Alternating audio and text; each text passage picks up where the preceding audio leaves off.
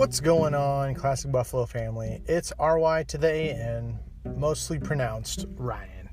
I didn't get fired from myself, so I'm here hosting another episode this week, Book 4, where I interview a guy named Michael, and it's funny because he's the first person that's reached out after we started the podcast, and I thought it was a complete stranger, didn't have any posts on Instagram. I was going in completely blind, and boy, was it an awesome interview. Seriously, it's a great episode. I hope you enjoy it. Let me know what you think. Enjoy.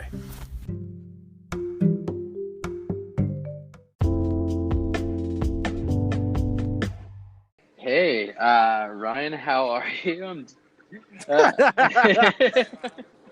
We're so official. Live from Los Angeles, it's Michael. Yes, I go under the Michael J. Morgan full name moniker. So, yeah. Yeah, so you're like the first person who contacted me that wanted to be on the podcast. So you're the first, man. Wow, I'm honored. I'm honored. Super honored. I'm honored. No, I'm actually on the real. Yeah, like I saw Gracie post about you and was like, man, this dude's doing his thing. I need to support it. I know her brother Josh, so like it's kind of like a little fam right there. And so I want. Yeah, him and I actually lived in the same apartment building, and so that's Wow. my connection to all this. No way. Yeah. Okay, because Gracie had mentioned her brother being out in New York. So you were out there and then moved to LA. Yeah, exactly. He Wow. the day he moved in, actually, my best friend Ross was over my place. We were working on this design project, ironically from a friend that now lives around the corner from me. But I saw the front door open and I was like, what's going on? Did someone break into the building? Like, what's up? So I went down to investigate. Yeah. I see Josh and his roommate Jared. We hit it off. My buddy and I helped them move in, and then I think we like grabbed some food after and talked that night and just became close friends. So that's how we met. And then Josh's family was in New York. I think it was over the holidays, and so I got to meet like his brother and his sister, and it was super cool. Yeah. Wow. Small world. Okay. Okay, that makes a lot more sense than just a random person reaching out. Yeah, not completely. Not yet. Not yet, but I bet that'll happen soon. That's okay. Yeah, it's all right. So you didn't have any posts on Instagram. Yeah. Are you not that active? You kind of just had it and then directing people to, because that's all I was able to find was your website, and that you've done marketing and you've worked with like big companies before. Yeah. Like marketing? Yeah, so well, to answer that question, am I in marketing? Yes. I've been a designer for like 15 years. Got started in high school, realized I could turn that into a career, turned it into a career, ended up like managing, design teams for part of my career, being a designer for part of my career, and working like on app designs and web designs and stuff, and always with a function in marketing those products, but also just building the actual product that was being marketed. So kind of got to play a bunch of different roles in a bunch of different companies. Yeah, so I guess you could say I am in marketing for sure. Yeah. Okay. And in terms of the potentially creepy Instagram page, like it's not intentional. The intent is that I had a lot of posts on my page before, and I'm sure we'll get into this, but I was going through some changes in my life. I wanted to kind of reset, and I was like, what if I just cleared everything off? And so then I did, and at the time I was using Instagram stories a bunch. So I was like, well, what if I just use stories, like only, like I put my focus in making cool Instagram stories, putting my life out through that way, kind of like better quality stories than a lot of people. And that was sort of my focus. Like, let me just tell my life through that, and then I'll highlight those stories on my page. And so I've been experimenting with like different configurations of what posts do I show on my page versus what do I highlight, and kind of playing with that. My friend Minnie, she told me that like I'll probably end up going back to posts at some point, and she's kind of right. I probably will. But for now, it's like focused on, and I think it's something like it's a designer thing in my mind where I'm trying to innovate and find ways to kind of limit my creativity to actually like help me be more Uh-huh. creative. And so I'm like, how could I just focus on stories for now, and see what I Right. could do with it. So that's why the page is Yeah, blank. that's really cool. I want to highlight that for yourself of that. That's an entrepreneur's ability to say like, I don't know if this is the right thing, but I think maybe it is. I'm going to try it to see how it Yeah. goes. And that's a characteristic some people really lack. They're Mm, afraid of failure, so mm. they just don't want to try doing something like that. Whether it's, you know, it's not. I highly doubt you had a 5-hour long conversation with yourself like, all right, what's the financially best decision for this? It was kind of like, well, what if I just did this? And then you're like, all right, I'm just going to do it. And whether it pans out or not, it's just you're doing it just to do it. Yeah. And I think that's Yeah, cool. and I think, they're definitely not 5 hours, probably like 15 years worth of conversations with myself and any friends, but not about that specifically, but definitely around the fact that like, trying to find what it is that excites me. And for me, that's telling people's stories, telling narratives, shaping and crafting narratives, and applying a visual, lens to those narratives. And so when I saw Right. something called Stories came out, I was like, well, that just feels like Yep. a part of me. I mean, I need to lean into that. It just felt really natural, and I think that is that was sort of the deepest, thinking behind it at the time was like, this feels natural to me. I'm going to do that, uh, and then we'll see what happens. Right. Yeah. So let's back up. Let's do chronologically. Cool. Let's do. So we know you're in LA now, and you moved there Yep. recently, but you came from New York. Have you always been in New York? What talk about like Mm. where you were born, what it was like to grow up? I mean, I'm guessing if you were in New York, if you were in New York City, it's very diverse. But talk about growing up. Talk about what was the culture like, stuff like that. Yeah, cool. So I was born and raised in New York. I lived there. I'm 31 now. Um, so I lived there for basically 31 years. I grew up outside of the city, east of Manhattan, in a town called Plainview, which is like the most boring town name ever. And it's Right. on Long Island, uh, and a lot of people know the island from like the super thick accents. I never had a really thick accent, but at least I don't think so. But people tell me that they're like, "Oh, I didn't even think you were from there. Like, I didn't hear it." But like traditionally, people from Long Island have a really thick, like New York kind of accent. I don't know. It's unique, but Mm-hmm. I'd say that's about the most Right. diverse thing about my town. There was basically, what was that town like? It was suburban. It was close enough, but far enough from the city where the city was an aspirational place to be. There was a really great music scene growing up that I got into. And that really inspired me to become a designer and design for the bands that I was seeing or that I was playing in. But it wasn't the most like culturally diverse or most Okay. exciting place to be. Um, it was a proper safe place to grow up, but it was like not much more than that. And so I think a lot of my childhood was bicycling around with friends, forming bands, designing and creating stuff. Whether it was creating like bicycle ramps or it was designing websites or logos or T-shirts or whatever, like that's sort Mm-hmm. of where I found my kind of peace and creativity in that place. And then I as I got older, I was like, it had always been the dream for most people in the States to live in like a big metropolitan area, and so New York City was the closest one. It's obviously one of the bigger ones, and so I was like, well, I'm pretty close already. Why don't I give it a shot? And got a job out there and started working in Brooklyn, and then kind of stayed around those areas. Yeah. Does that answer your question fully? Yeah. Kind. It's halfway. Cool. Talk more about like, did you have a close family? Was it any difficult with Mm. the reason I'm asking is New York's kind of notorious for being very like blunt, where I could see someone kind of having either a very religious upbringing with the Catholic, or that overtones Mm. that kind of stuff, slash just I was just been curious. I haven't really met very few people.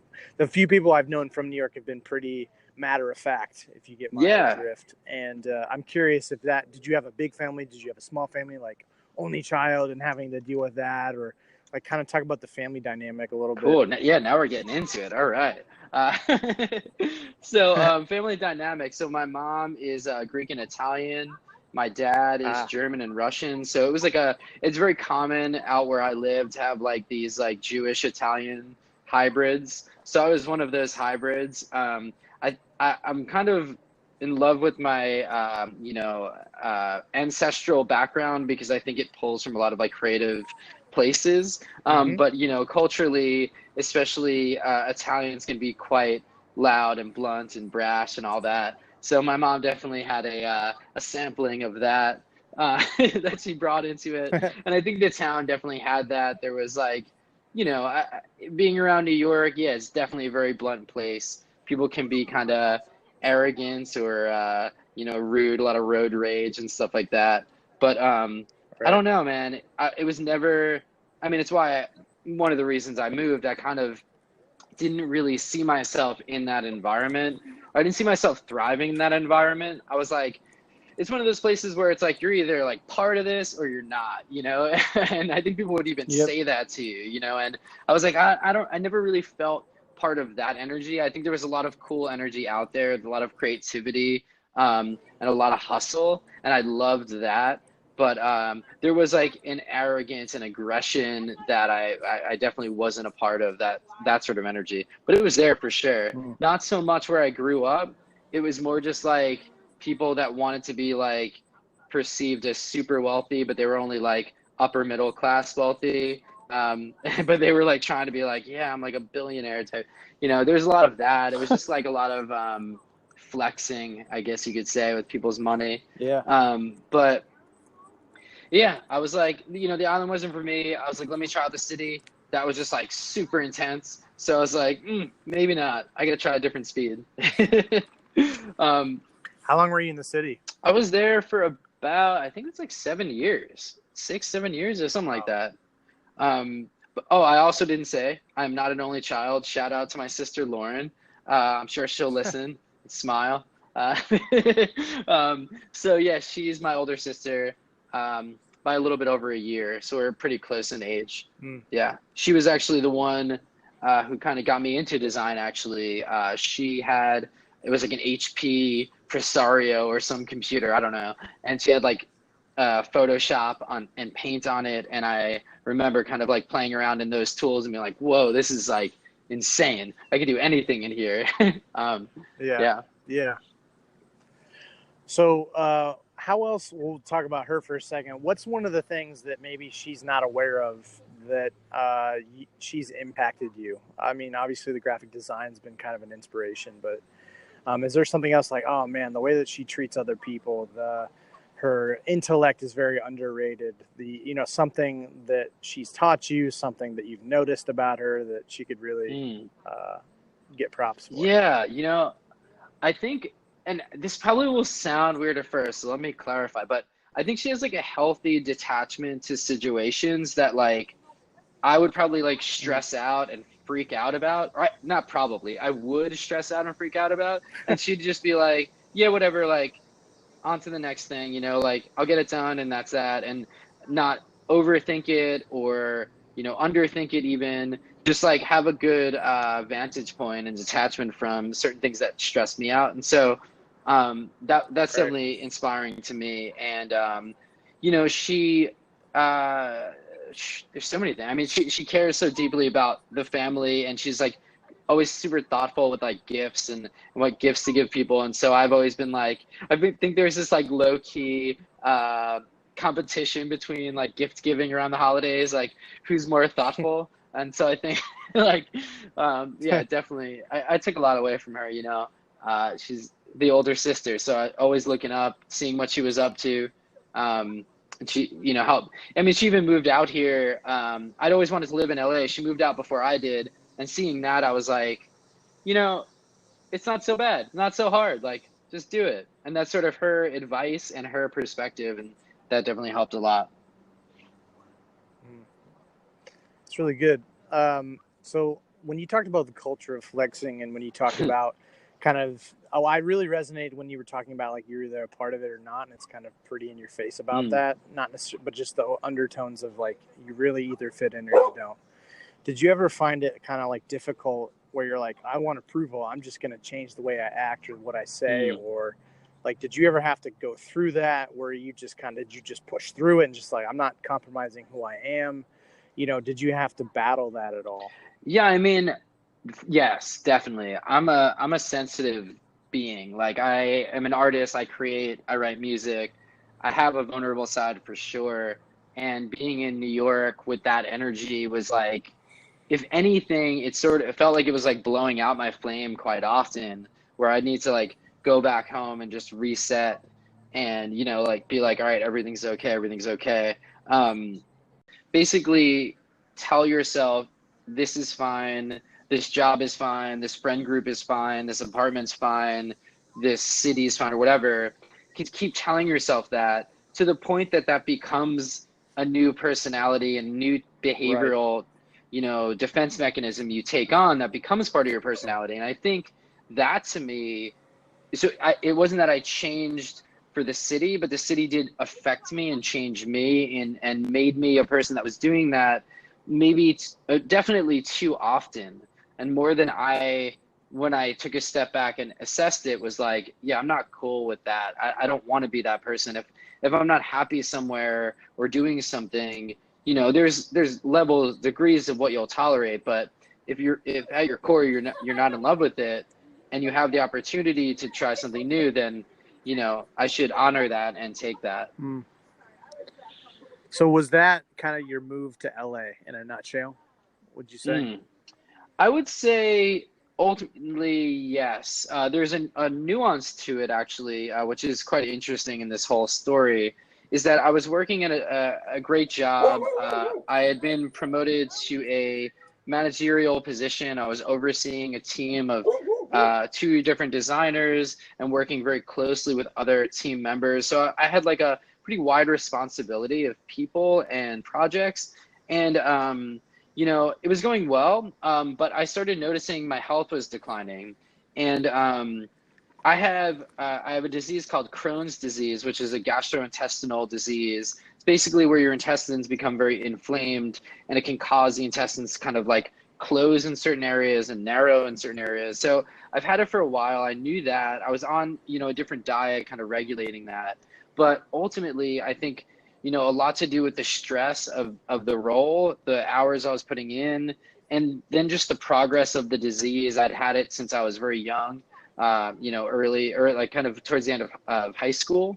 So that sort of caught up with me, and I had to actually leave the job, go on medical leave, and Mm. then reassess.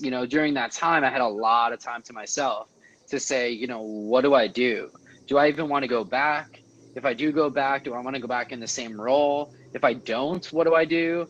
Do I want to be a designer anymore? Whatever. There's so many questions that run through your mind.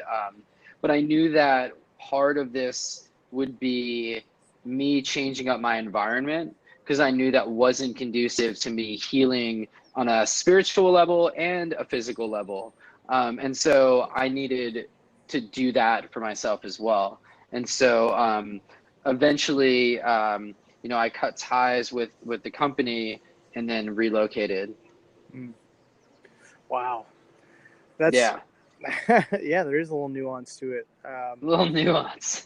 Right. I mean, I, man, I applaud you for seeing that your health's declining and trying to get out because, like, I don't know, man. I ran into something similar. Just eventually coming to wits end and saying like I have to do something. Um, Mm. I've mentioned it briefly in one of the episodes if I haven't already, but and I guess I'll go into deeper detail at some point. But Sure. I checked myself into the hospital Wow. where I have been evaluated before for depression and anxiety, and they're like, you could check yourself in, you could not, we don't know. Have you tried medication? Have you tried this or that? And yeah, it got bad enough where I was like, this is it, man. I can't just wake up tomorrow and then have to go through this again. I have to check myself in, and I have to go through this program, which eventually it's one of the not best decisions, but it was the best decision at that time. And I went through 4 to 6 weeks of inpatient, and I wasn't in the hospital every day, but that's where I learned coping skills, and that's where I was in a room full of people who have been through suicidal attempts or suicidal ideation or drug abuse or all these different things. A little different, but I can relate on a professional level as well, where I'm at this job for a year and a half, and I'm like, I have to figure out a way to get out. I got fired for a really stupid reason, and then another job opened up, and I'm like, oh, this is perfect. So, and I've been there for another year and a half now. So, I think that's another characteristic I wanted to highlight, is just being able to be humble and being able to say, this is something that, I need to change this, because my body is saying, pay attention to me. So you're 100% right. That's awesome on you for doing that. Especially with Crohn's disease. I know a few people where it's really debilitating sometimes. So for you to be fighting through that, and probably currently still a little bit, that's awesome. Well, I never heard having Crohn's disease referred to as awesome, but I kind of like it. I think it's better to refer to it that way. Right. Well, I completely empathize and sympathize with your position as well. I mean, I've definitely dealt with a fair share of depression and anxiety as well. Another part of my story that is, really important to me and something that really impacted me deeply was losing my mother about 5 years ago. And when that happened, at that point, I'd already been considering, switching maybe jobs or location. And I was just really uncertain with my life at that point. And then that happened and really just spun me out, spiraled me out of control. I lost someone that was very, very close to me, that was sort of this, strong figure in my life and in my career. And, so emotionally and professionally, she was just really important. And, I remember there were days where I was walking around New York City, just miserable, completely miserable, surrounded by people, anxious, depressed, all at the same time. And I just remember there were definitely moments where, taking my own life felt like the easiest decision I could make to end all of the issues that I was feeling, or rather the emotions that I was feeling at the time. And I'm really grateful that I had enough, I don't know what it even is, strength, energy, whatever it is, knowledge, something, maybe all of them, to say, just hang in there, support as well from therapists and friends and family, just hang in there a little bit. So a little bit more, a little bit more, a little bit more. And eventually, literally years later, coming out of that mourning period and being like, okay, I'm still here. What mess did I make? What do I need to do to kind of rebuild my life and repair it? But coming out of that, man, never, I look at everyone, and think that could be, they could be exactly where I was at that day, or the days I was walking around Times Square being like, I hate my life, and, going to therapy 3 times a week, and anyone could be suffering with that. And it's, so it's great that you're opening up about it. I think you should definitely do it more if you feel comfortable. Because one of the things for me that's been important is highlighting the mental health angle, but also even when I left my job, I sent out a note, and part of that note was saying, if you're dealing with shit, if you have health issues or you feel that way, take me as an example. I'm okay being the martyr in this situation. Take me as an example to step away. You know, the 9 to 5 is important. It's giving you funds, but like you probably could live with your sister or your, you know, aunt or your dad or whatever for a little bit if you need to like get your shit in order. And like, it's not the end of the world if you do. And it's Right. like, you know, it's not defeat to say, I'm stepping back. I'm leaving this role. I can't handle it. My physical body can't handle it. Like, it's okay to be like, sorry guys, I can't go out tonight. Or it's okay to be like, I can't eat this food because I'll get sick later, even though it's embarrassing and all your friends are eating it. Like, it's okay to do those things and not be afraid of judgment or, you know, that the world's going to end, because it's not. It's going to keep going. And I wanted to convey that to the team because I know people are suffering everywhere. And I thought to myself, you know, if I could inspire even one person who reads that email that's like, I got to get out of here, you know, I hope I could help them. So, yeah, man, I feel for you. And I'm glad that you're doing productive stuff with it like this. Yeah. I ultimately, I really want to create. I want to use social media in the best way we can. If we're going to use it, we need to figure out a way to properly use it. And so the only best way I can do right now is just by sharing people's stories, that anybody's stories. And it's really interesting because I had somebody, or I ran into this 3 years ago, because I formed this my junior year of college, so end of 2015, like 2016. Mm-hmm.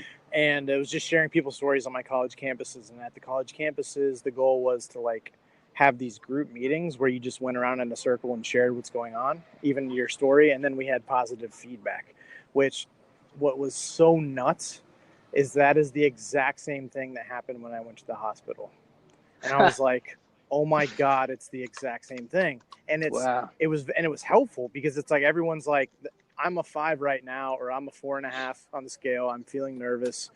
And then like you bring up Janice and how she's being a bitch at, you know, work, or you're talking about your stepdad that's really annoying, or you talk about this and this. And these people who have they have PTSD, bipolar, anxiety, depression, they've gone through that. They're like, I know what it's like, where you feel like you can't advocate for yourself in that situation. You get a panic attack every time your stepdad talks to you, you know, blah, blah, blah, blah. And it's like, you're building that community of people. And so the least I can do is make that virtual if I can. And then you find out, oh my gosh, this person's also in LA. Let's hang out kind of thing. So, and I'm still trying to figure out what that logistically looks like. But my point is, I want to share people's stories. And I ran into so many people that were like, oh, my story's not important. Why do you want to interview me? And I was like, oh, that sucks. Because there's so many people that when you meet them, they're like, I don't have anything interesting to share, but they probably traveled a lot, or they love fishing, or they, you know, there's something they are passionate about, and they've just grown up thinking it's not important enough to share. Right. And I think we're like almost taught that. It's like, well, you can Instagram your memory from when you were 7 and you built like a house with your dad in the mountains. Like, okay, like, you know what I mean? Like some cool random thing that never happened to me. That would be kind of dope though. But, you know, like people that are like, yeah, I don't have any interesting stories. Like I only, you know, my dad's a composer and I've been to every opera or whatever, you know, it's like, what? That's so cool. Like, I didn't know about that. I didn't know that was a thing. And I think like, that's part of, I think this idea that community is an antidepressant is 100% true. It's, you know, there's a great documentary called Happy that I always refer to when I'm talking about depression and things related to it, because they had found, so in Japan, there's a very high suicide rate from working professionals. There's an island off of Japan, really small island, where it's the highest measured happiness level in the world. Wow. So to think that like in a very similar region, there could be those two things. So, you know, arguably it's like you can't blame climate or this or that or whatever. Like, so they did an investigation. Why is this happening? And obviously the depression part was like, well, all these people are doing is working. Like they're suppressed. They're not as happy. They, you know, there's literally a word, Japanese word for like, the kind of suicide, I believe, that happens for like professionals, you know what I mean? Because it happens that often.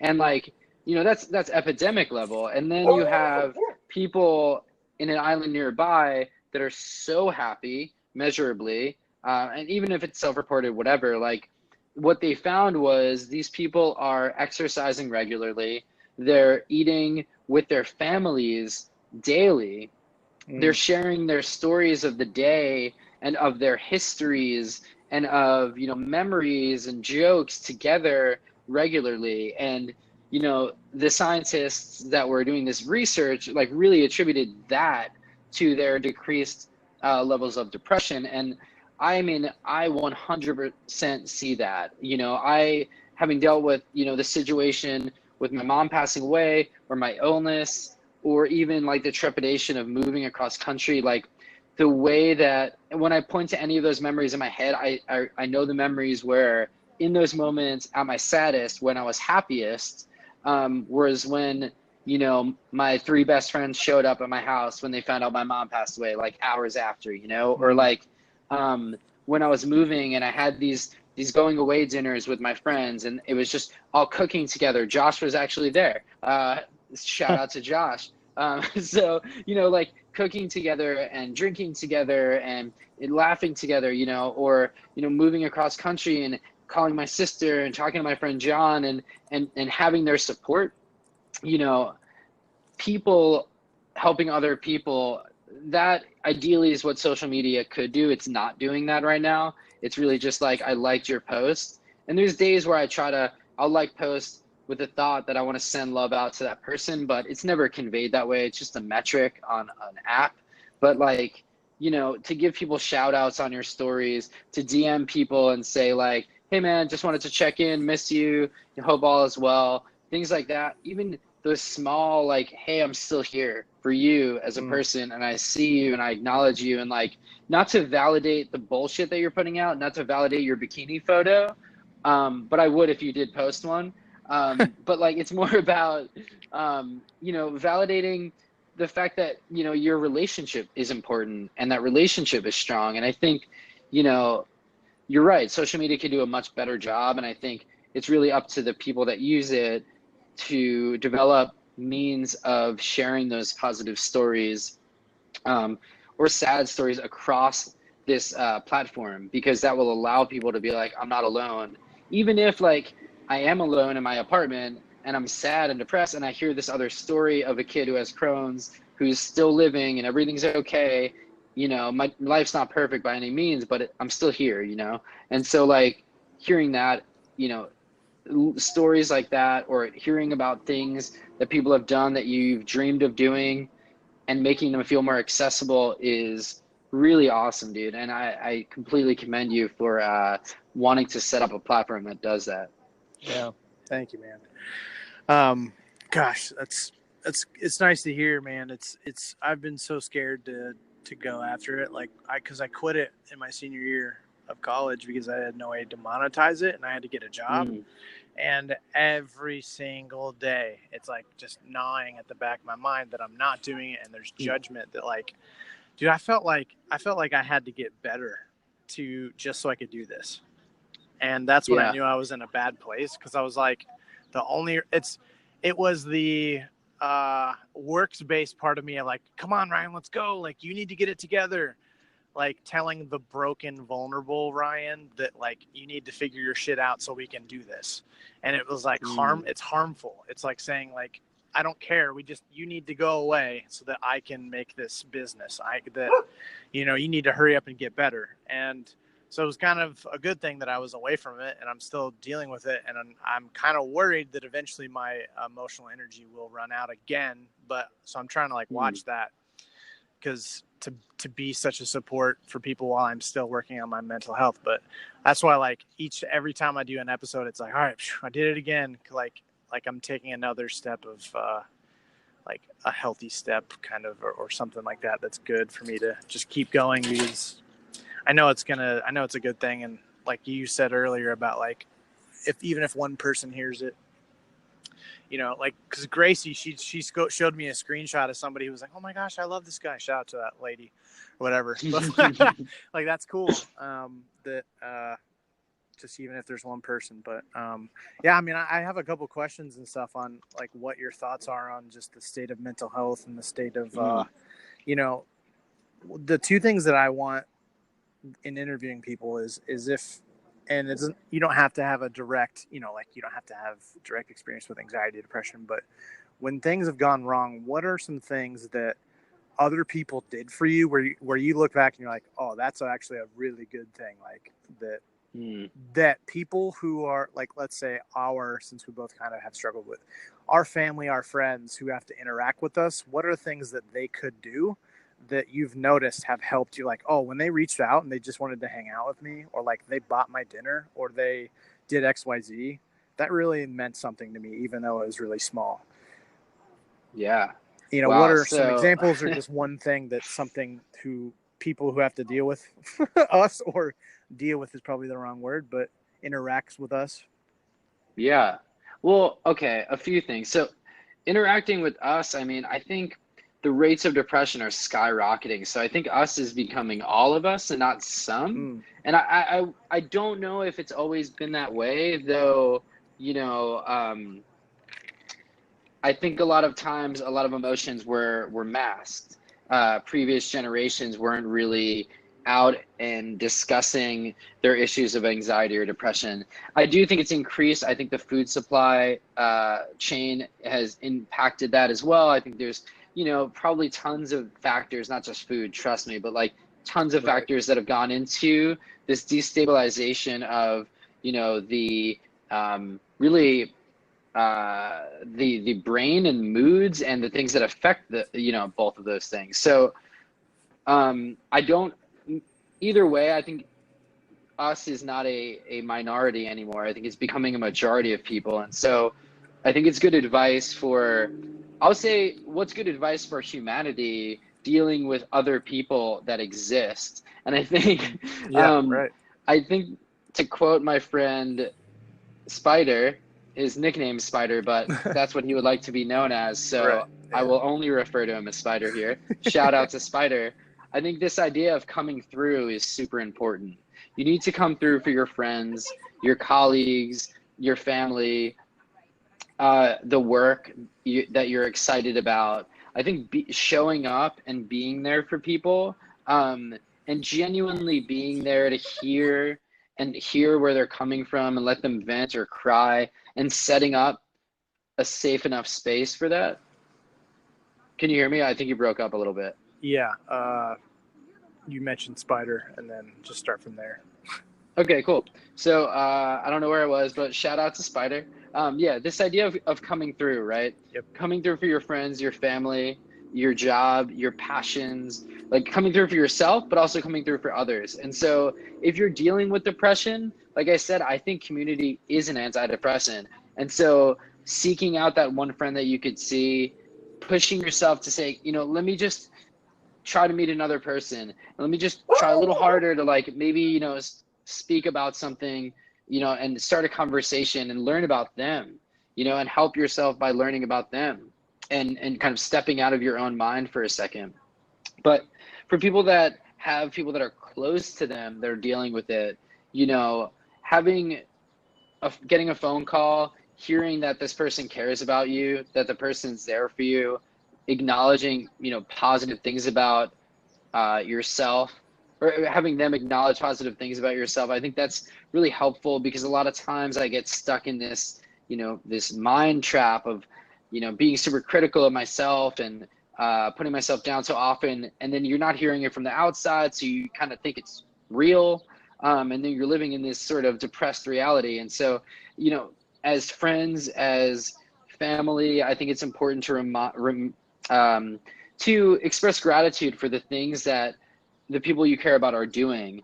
And I've been trying to do it recently, and it's so funny because not everyone, but a lot of people get uncomfortable with it, you know, like being like, you know, I was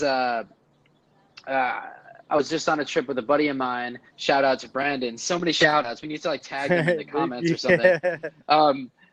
But yeah, like, you know, he's amazing at, he was showing me around Seattle, and he's amazing, like his understanding of cities and architecture and just like culture is unmatched. Like I've never met anyone like him in that regard. And so like just like telling him that on the trip, like I really respect that about you. It's something that I really admire. You know what I mean? I don't think he's dealing with depression. I hope not. But like at the same time, it's still nice to hear. And if you were, you know, maybe you took a second, a millisecond of your day to be like, okay, he's right. I do have that good thing about me. And, you know, my life isn't only sadness, you know, and it isn't only the past, but it's who I am right now. And so I think that's, you know, in terms of what people can do externally, making, you know, there was one day I got home, I was super upset. I got home from a trip and my buddy John and Spider ordered food. I love barbecue. They ordered like a whole barbecue dinner, and we just ate together, and that was amazing. Like just eating your favorite food with your friends, like it just shows that people give a shit about you. And I think there's not enough of that. And so whether it's like uh, you know, a small word or words of gratitude, or, you know, acknowledging things they're good at, or it's a meal, or it's a conversation, or it's like, hey man, you look down, like come over, let's just watch a movie. Oh, like you don't want to go out, like I'll come over to you. You know, because a lot of times depressed people don't want to go out per se. So Yep. just being like, finding a way to be there for the person, and not just being like, oh, you're sad, all right, see you later. Like, you know, Right. deal with that shit and then come talk to me. Like, you know, I get it. Like there's things that therapists can help, you know, work out with you, but you know, again, community is important, and you know, being a good citizen in that community is important too. Yeah. I think a lot of people, they just don't do anything because they want to do the perfect thing, or they're just like, they just don't have any clue. So they always just go with the default of like, let me know if you need anything. Right, That's right, like the right. default. And you're like, I'm so busy talking to myself in my own head and stuff. Yeah, And I'm feeling sad. I don't have the energy to say, hey, it'd be awesome if you'd take me out for lunch. right. But I think, you know, now I hope someone that is depressed can hear this and say, wait, that's all I need to say. All I need to say is, you know, let's say you ask me, is there anything I could do? And I'm like, yo, Ryan, like, I would love to just go out to lunch today. Like, can you meet up like this week or Mm-hmm. today or later or whatever? Like, simple. It's really just a matter of getting out there with another person. And, Right. you know, so I don't want to put all the ownership on either side, but it's like, Yeah. if you have little Right. tools of like, what's a simple way that I can snap out of this, even temporarily? It's like, all right, when someone asks, can I help? Yes, you can actually. Can you meet me here? You know, or just meet me at my apartment. We'll go for a walk. That's Mm-hmm. free. It's cheap. Blood Yeah. flow, all that stuff's Yeah. important. And like, that is, I mean, I've gone on many walks in my day, and they Right. are definitely an antidepressant for sure. So we'll close with we'll do this, and then I'm gonna have some quick hit fun stuff for you at the end. But Cool. uh, if I am somebody, like let's say I'm you, like maybe I'm in the Yeah. middle of it, right? You know, whether something dramatic just happened, or I'm having trouble at my job. I have this thing I want to do, and I'm just, anxiety is just crippling me. You know, Mm. like I really want to move to LA, but I'm afraid of da da da da da. Or man, I really want to start my own business, but da da da da da. What are your recommendations to that person? Because you kind of made the leap, you Yeah. know, a little bit. So how did you kind of, what's your message to that person who really could just use that extra word of encouragement, you know? Yeah, like if let's say the situation is all the same, like you were me back then, um, I would say three things. I would say embrace the uncertainty.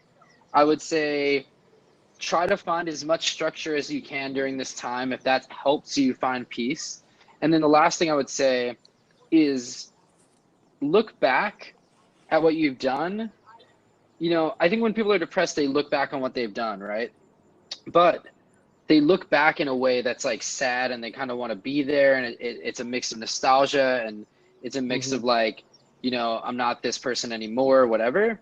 um, but look back at what you've accomplished and take stock of it and say, okay, if this can happen in the next, let's say, 3 months, think about a 3 month span in your life where you did something awesome before.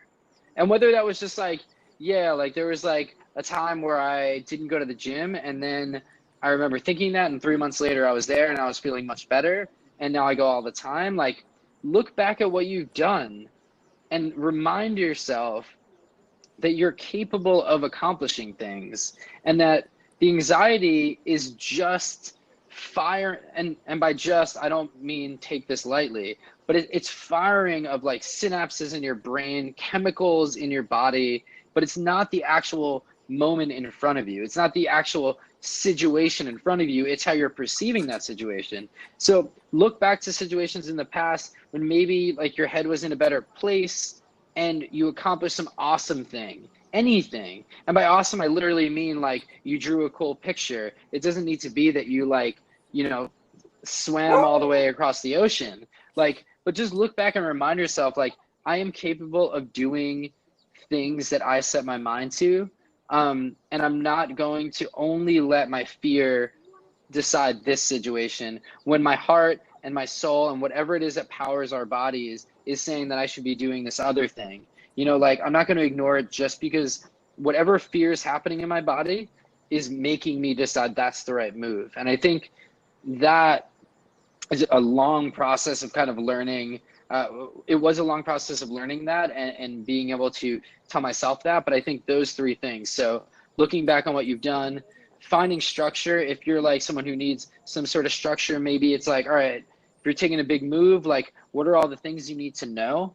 I recommend looking into this idea of mind mapping. It's just a tool to kind of map out ideas, but it'll help you kind of express and get all your ideas out there so they're not in your head. And then Mm-hmm. embrace the uncertainty. Like, it's kind of cool swimming in an ocean of uncertainties sometimes. Like, it's laughable in that you're like, this is out of control. Like, I kind of can't control it. And like, you really, like, we force ourselves to think we can control things to begin with, and we can't. Like, there's nothing that I've been like, I want this to happen, and it's happened exactly that way. There is no control, really. So this is just a matter of you kind of giving a little bit more control away, or at least admitting that you have less control. And I think that's what gets people a little nervous, is like, oh, I'm so used to having control, I'm scared if I don't. And I still feel that way sometimes about a lot of things, but embrace that. Say, I'm willing to kind of donate some control into the universe, and whatever happens will happen. Yeah, and I think those are kind of three key tips that I would have for someone that was me, Yeah. in the midst of Yeah, all that's that. all. That's so good. What I really help with the ocean thing is like, just just like in swimming, like you didn't go into the 8 foot, ocean just on day one. You went Right. and you got your little floaties on, and you had people around you, and you kind of just got in the water. And just because it can be so overwhelming, because that's eventually where you got to get, but you just have to start doing tiny steps of like things. Well, especially the mind mapping. Oh my gosh, that's been so helpful. Like on paper or on the Oh computer, I guess. yeah. If just for like, oh, because then if there's this thing that you're like, oh my gosh, there's this thing like a trip, like you're like, oh, now I know how much food's gonna cost and what my hotel and the airfare. Like, oh, I can do this. Like, it just Right. becomes way more logistic. Or you're like, okay, this all makes sense. I just need the money for it. Or so then it's like, okay, I want to move out to LA. Well, I'm going to need $2,000 of savings. All right, well, I'm going to LA in a year and a half or a year, and I'm going to save. And it's like things become a little bit more easier or realistic when the mind map is that's a great tip. So Yeah, and nice one. another dude, we're on the same page here. This is great, it's great to see you having the tools as well. Like, to I'm sure there's probably a million days where you were like, yeah, I don't know, and then you kind of sort out the logistics, and it's like, all right, I download this app, I connect with someone else, we do the recording, there's some processing and editing you have to do, but ultimately it's just a series of steps. Yep. Like, I could follow this. Right. What other steps have I done before? And I think the other tip that I had, and this has been a topic on my mind a lot, is like this idea of patience. I think that like we're in this, and please do not, I can't go on record and say that I am the most patient person. Anyone that knows me knows that I have not historically been. And it is without a doubt one of the primary things I'm working on in this time of my life, for sure. And I think we're in this age where things happen instantly. I get my food instantly. I get my groceries. I get clothing, Amazon thing. Like I get a like instantly from posting, and like that has done a lot of damage. One of those things, one of those side effects, is that we're less patient because we expect things to happen so quickly. And in life, like, our parents' generation and definitely the generation before, that shit didn't happen so quick. Yeah. Like, they were waiting. They might be waiting like years, like 10 years to like finally like see their loved one again and get married. Like now it's like, it's been like 6 minutes and my girlfriend texted me and I'm like freaking out. Like, that's sort of the situations we find ourselves. And so it's so different, but I think acknowledging, hey, I'm being impatient. I want to have this amazing podcast with 1 million listeners, but right now I have 50. Okay, cool. You have 50 and that's awesome. And you had 0 before you started. And so like, being patient and saying, am I still enjoying this? And am I enjoying it because it gives me joy, not because I'm looking for validation? Yeah. Then cool, just sit with it and be patient and be good at what you do and put the passion in, and the rest will follow suit because people will notice it, Yeah. And That's great, man. Cool. You've killed it so far. I say that every episode so far. I've done 4 of them. I say, oh, good job, you killed it. But I'm gonna do like a rapid fire, like 5 questions. All right. So we're almost up for time, but we'll do like a rapid fire 5 fun questions. So dinner with anyone alive, and you can have 2 people. We'll do that just because some people can't choose. But dinner with anyone. Dinner with anyone. Oh my gosh. I've got Steve Carell and Bill Nye the Science Guy. Those are my 2 guys. So I get the fun, and then I got the like, all right, I got some deep questions for you, Bill. Ooh. I mean, dude, what comes to mind is like, I'm in LA. I feel like celebrities are like nearby, and it's just like, all right, they're just like random people. This sounds kind of cheesy, but it's kind of the answer I'm feeling is like, I just want to see my family. Like I just want to dinner with my family and friends together. That would be amazing. A big family dinner. Ideally living and dead people, but all the living people, to have a dinner where we're not bickering or arguing and enjoying it. That's maybe a cop out. But I don't really have a celebrity that off the top of my mind at the moment. Although I'm actually looking at this book that I really like. This dude, Edward de Bono, he wrote a book called Lateral Thinking that I love. And I would kind of like to pick his brain about that and just kind of, have a few cocktails and talk about creativity. So that might be pretty cool. All right, so he's there too. Yeah. Yeah, cool. There we go. Perfect. Do you have like a restaurant? Ooh. Restaurant, or are you like going back home and then like kind of home meal? There's a lot of insane restaurants out in LA. Man, there's a place right down the block called Bavel that's amazing. I might take them there, or Manuela, which is like right around the corner. Yeah, there's plenty. Okay. All right. Cool. All right, number 2, top TV shows or recent movies or like Netflix shows that you either recommend either because they're funny or like well written. Yeah. I don't watch too much TV, but I did watch a show called Doom Patrol. It's on the DC streaming service. I'm a total comic geek, but Doom Patrol is like a mix of these like kind of offbeat characters. It's like a comedy drama. I think they just did an amazing job talking about mental health, talking about sexuality, talking about beauty in these really, really great character studies. Yeah. Ooh. Yeah, what are your thoughts on Spider-Man leaving the Marvel Universe? He'll be back. Money talks, man. Yeah. What's your spirit animal? I wrote a record called Birds, so I'm sitting next to a photo of birds right now. I heard birds Okay. chirping in the background. 100% spirit animal. A finch specifically. A finch. Yeah, Is there there a are. reason why it's finch? There's this like, I think there's a few types of finches. So, but there's one with like this beautiful orange beak, and it's brown, and it just has colors that I really like. And it's just small, and it can fly. And I've always kind of liked.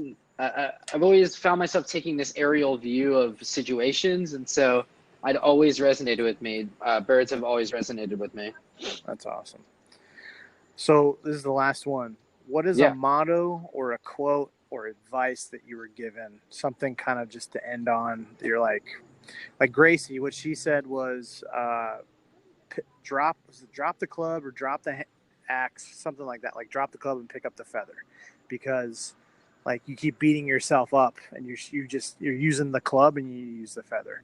So something like that. Like, is there a quote, motto, some advice someone gave you recently or last couple of years?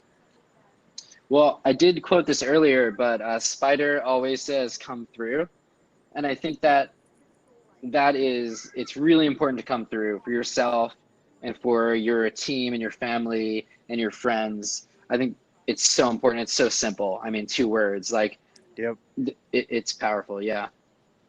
That's awesome, man. Well, I'm truly blessed to have kind of spent some time talking with you, man.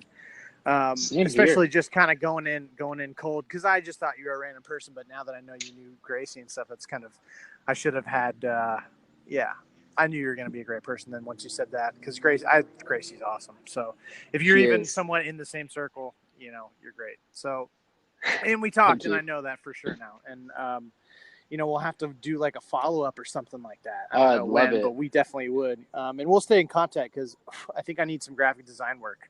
So, oh yeah, I'd love to. Awesome. We'll talk some more, but hey man, I appreciate it, and we'll talk soon. All right. Yeah. Good luck with everything, and it was a pleasure speaking with you. I can't wait to talk again. All right. Thanks so much, Michael. Have a good one. All right.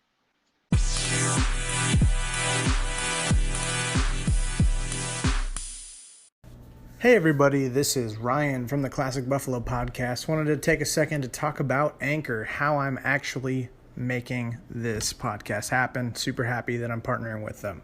So, Anchor is actually the easiest way to make a podcast. I've done my research. This is basically the best way. I promise. It's going to give you everything you need in one place for free, which is the best part.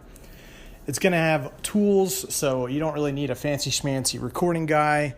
Anchor's going to be helping you out there, and then they're going to distribute the podcast everywhere to Spotify, Apple Podcasts, Google, everything. And then you can also make money with basically no minimum listenership, which is kind of rare. So hop on Anchor as soon as you can. Thanks.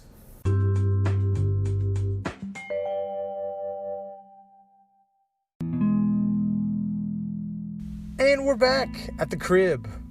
Man, what an episode. I couldn't believe that he knew Gracie. I just assumed that it was just a random person. That'll happen someday, but and it'll be in the future pretty soon, I'm sure. But man, that guy was so freaking cool. He has such a passion for like marketing and people. Like you can hear it in his voice. Like, and the comfortability and openness and vulnerability he was with like Crohn's disease and like his struggles, and oh my God, with his mom dying, like that, gosh, so much strength, like that. Gosh, what an awesome guy. Like I can't imagine losing a parent. And the part I sympathized in that story is with just in general grief, like, and being in that feeling like you're at death's doorstep, not knowing what you're going to do next, all of that pain, and but it being triggered by being in like around all of these people and the bustlingness that's happened before. I don't know, there's probably a word for it, but being like surrounded by all of these people, and it kind of like if you're prone to panic attacks or just some little thing continues to build, and you kind of lose it a little bit, whether it's irritation or kind of just, okay, I need to It's like that feeling like I need to get out of here, or you just say something, or, that was kind of just not controlled. Being overwhelmed by the emotion of the event, where you're being in public, especially in Times Square, one of the busiest places on earth, where something can just trigger that. And man, I'm so sorry that someone has to deal with that at the age of, I think it was in his 20s, or, he's 31 now. But I just wanted to encourage him, because he just you can tell he knows how to be there for other people. And you can tell that he's had so much internal strength, dealing with just his health issues. And then, oh my gosh, the mental strength to say, I'm step away from a well-paying job and managing other people, and then being essentially a mental health example for other people. Oh God, that guy's so cool. And I'm fanboying out just because it's those are man, those are the people, man. These people need light. These people need to hear. People that listen to this need to hear about these other people, because there's just these warriors who are just have been through so much, and there's people who don't know that they have stories, that we need to share your story, because it's just good to get it out there. You don't have to have gone through so many things as much as some of us have, but it doesn't matter. Just share your story. And but gosh, it's so cool to, man, hear what it's like to grow up in New York City, because that's the big city. You either go to LA or New York if you want to make it. I'm making quotes, but yeah. If the things that I really resonated with were when he was talking about coming through, when I think it was Spider, right? That guy was talking about coming through. I think that's really important for support in communities, safe communities like Classic Buffalo would aim to be, or just maybe in AA type communities or a church, is come through for people. If you have important people in your life, whether you're through family or friends, close friends, come through. Be there for them, reach out to them, make sure you're coming through on your promises. If you make a promise, go through it. But it's just, man, that's so important, to be there for the people that you care about. And I think my dad told me this morning about you choose to love sometimes. Yeah, your family and stuff, but ultimately you can choose to love. And I think I heard this morning something else was you may not love anybody or something like that, but there's always going to be somebody that loves you more than you realize, or something like that. And I thought that was really beautiful. But I think it's really important for those who surround those who struggle with mental health to really come through on their promises. And then but I also think I think he had a good point of not putting it all on the people that don't know what we're going through, that if they give that opportunity, just make it say, okay, yeah, let's just go hang out. Let's go on a walk. Walks are always good. For me personally, quality time, hey, let's go get lunch. My top three would be physical touch and quality time. We could be staring at paint dry, and just spending time together. That's nice. Or physical touch, hugs are the best, which I may have mentioned in the last one. But I mentioned it when I was talking to Gracie about being a male and the social inacceptability. It's socially unacceptable. That's the right word. To express your emotions and kind of that. And I really love hugs, but I don't want to be awkward dude who just, I don't know. And maybe I got to work on that probably, but I really love hugs, and I love quality time, and we don't have to go to Kings Island or Disney World. We just need to spend time together. And just with the society, it's all right, let's go. We're going to eat. We're going to Topgolf. We're going to axe throwing. We're going to the arcade. We're going to the bar. We're going to this. You have to always be doing something. And it kind of can get burning out. I just want to spend time with you. So ultimately, solid episode. Michael's an awesome guy. We're gonna reach out and kind of see if we can do any work specifically with Classic Buffalo. Other than that, I'm just gonna stay in touch. The guy was awesome. As I will with everyone else I've been talking with. But man, another episode in the books, another tiny step into the giant ocean of uncertainty. We officially got, I think we're up on all of the networks. We're on Apple Podcasts, Google, Spotify. We're on all of them, I think, now, which it just takes time. Everybody gets on there, but It's like official, which is cool. And I'm really happy with the first reception of the first episode. And I've just, I could easily be like, all right, I've got one done. Or I did Collins. I think that was the number 2 interview. I can't remember. I'm already losing track, but did my second interview, and I could be like, all right, I got enough for a month, do one every 2 weeks. But I feel like I just need to be riding this momentum at this point and just like do as many as I can.